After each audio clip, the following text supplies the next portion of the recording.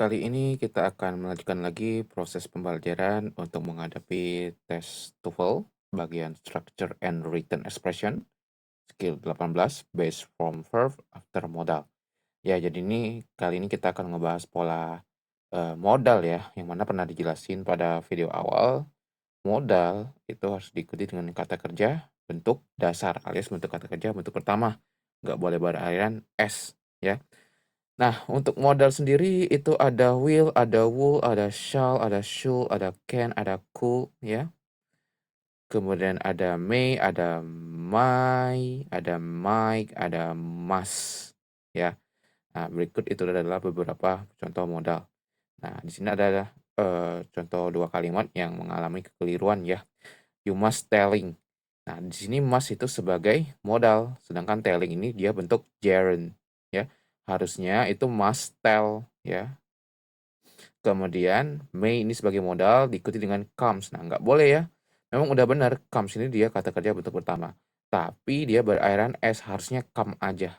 Ya, gitu. Jadi aturan modal itu kata kerjanya harus dalam bentuk dasar. Ya, bentuk dasar dan kata kerja bentuk pertama.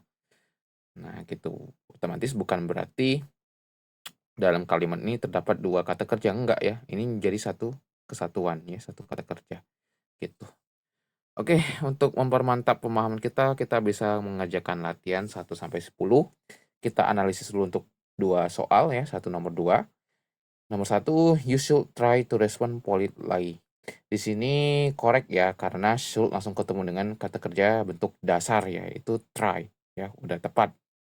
Nomor 1 korek, kemudian nomor 2. Kita lihat di sini, modalnya itu must diikuti dengan kata kerjanya lives. Harusnya live aja, nggak usah pakai s ya. Jadi nomor 2 itu incorrect.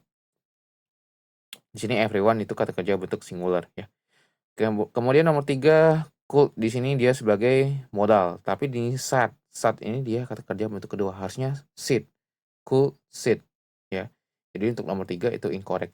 Nah, di sini kita cukup mengklasifikasiin aja ya, yang mana subjek, yang mana modal, yang mana kata kerja, yang mana kata sifat ya, gitu. Nggak perlu dia terjemahin keseluruhan. Karena kunci dalam menjawab soal TOEFL itu jawab dengan cepat ya, karena waktu yang diberikan itu terbatas kita ya. Oke, untuk nomor 4 di sini ada will.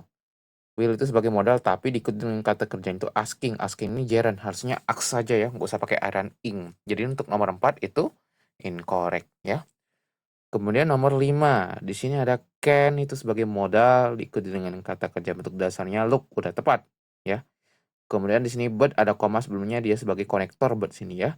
Diikuti dengan you sebagai subjek, cannot ini dia bentuk modal negatif ya. Borrow ini kata kerja bentuk pertama ya, bentuk dasar, udah tepat ya. Jadi untuk nomor 5 itu nggak ada masalah, correct. Kemudian untuk nomor 6 di sini ya, he sebagai subjek diikuti dengan may, dia sebagai modal ya. Tapi di sini lies-nya berakhiran s, harusnya may lie aja ya. Begitu. Jadi untuk nomor 6 itu incorrect. Tapi kita cek lagi di sini. To you ini objek preposisi, kemudian because ini sebagai konektor diikuti dengan he subject is not ini dia to be negatif ya. Very truthful ini dia sebagai adverb dan adjective. Kemudian nomor 7 di sini ya.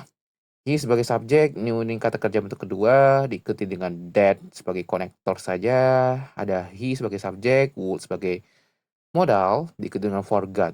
Forgot ini kata kerja bentuk kedua, forgot. Harusnya forget ya, would forget itu. Bukan o, tapi e ya. Jadi untuk nomor 7 itu incorrect. Kemudian nomor 8 di sini ya.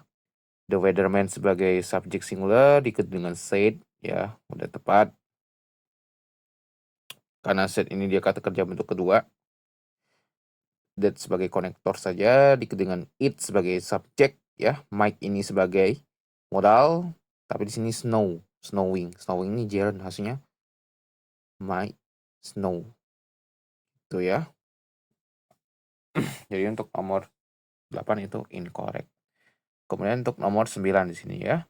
Perhaps sebagai kata keterangan biasa diikuti dengan we sebagai subjek, could sebagai modal. Tapi di sini bo ini dia kata kerja bentuk kedua. Harusnya we could buy, B-U-Y ya. Gitu. Jadi nomor 9 itu incorrect. Kemudian nomor 10, discourse sebagai subjek singular diikuti dengan will, satisfy, ini dia kata kerja bentuk dasar ya, gitu. Jadi nomor 10 itu sudah korek. Oke, sekian untuk pembahasan skill 18. Semoga bermanfaat.